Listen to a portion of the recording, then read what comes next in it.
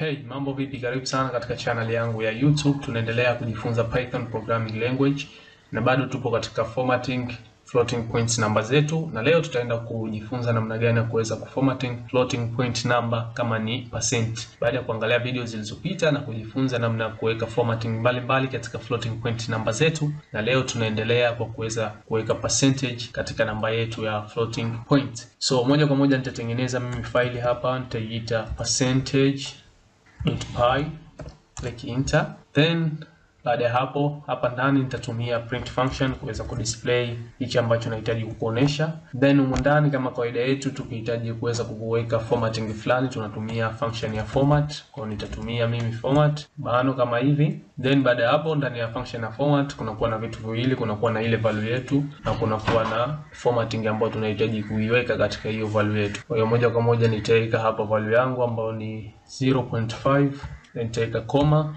Baada ya hapo nitaweka hiyo formatting yangu ambayo nahitaji, ambayo nimesema leo tunaenda kujifunza namna ya kuweka percent katika namba zetu za floating point. Kwa moja kwa moja nitaweka single quote zangu na nitaweka alama ya percent. Then wacha ni save nikuoneshe kitu ambacho kinaenda kufanyika. Nitaweza kurun programu yangu na moja kwa moja imeweza kutoka kama hivi ambavyo unaona.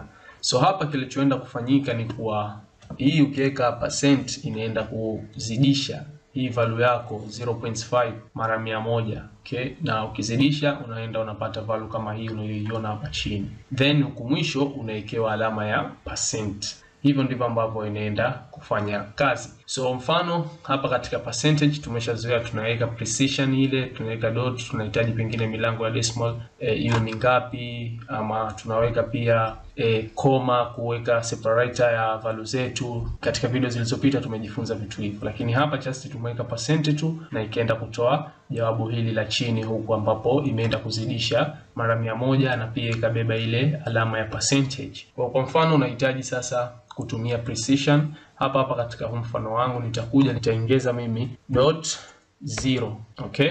Uta save, then angalia output ambayo tutaipata tutakaporun programu yetu. Tutarun hapa na nimepata asilimia 50%. Kama unavyoona alama yetu ya percentage nayo inakuwepo katika value yetu ambao hiyo result tunayoipata. Kwa hiyo hapa kilichoenda kufanyika ni kuwa nimeenda kuondoa milango ya decimal, haihitaji mlango wa decimal hata mmoja katika hii precision. Maana yake kama upo na nambari ambazo zinaendelea katika point, pengine umepata 50 point kama tulivyoona huku 0000 na huhitaji kuweza kuchukua zile nambari ambazo zimebakia huku katika decimal, basi itakubidi uweze kutumia precision ambayo ni 0.0 kama hivi unavyoona. Na hata nikiongeza hapa mfano nikiweka 125 0.125, so nikiweza kusave hapa bila ya kuweka hii .0 kama ni precision yetu hapa, ona value ambayo tunaenda kuipata.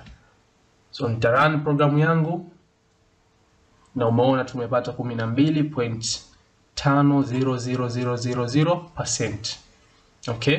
Baada ya kuzidishwa na 100. Lakini sasa ikitokea huhitaji hichi ambacho kimebakia huku hii %.5000, basi itakubidi uweze kutumia ile precision ambayo uweke .0. Na hii moja kwa moja inaenda kuua hichi ambacho kimebaki huku katika point, inaenda kuondoa hii point. Kwa hiyo unaenda kupata 12 tupu. Kwa nikisave hapa programu yangu nikirun sasa hivi, na kama unavyoona tumepata 12%. Hivyo ndivyo ambavyo unaweza kuweka formatting ya floating point number yako kama ni percent katika programu yako.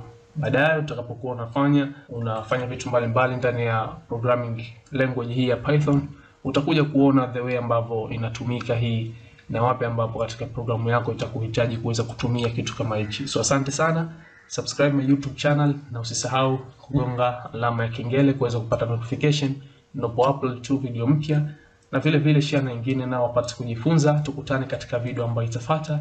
Asante sana.